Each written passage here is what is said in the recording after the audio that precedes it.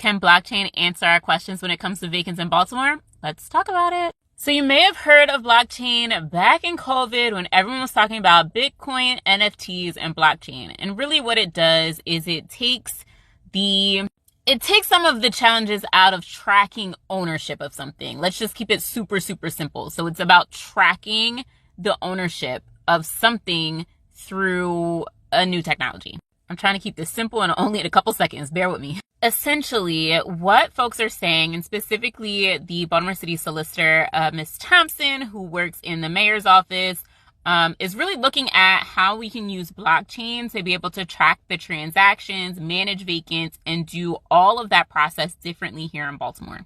The city has funded a company called Medici Land Governance to essentially pilot this technology within Baltimore. So they're going to be able to take some of the records of the properties that we have today and put it on the blockchain so that we can track the ownership better, faster, and apparently smarter than we do today. Let me know what you think about using blockchain to manage vacant properties in Baltimore in the comments. And if you want to know my opinion, head to YouTube, did a video, talks all about it, honey.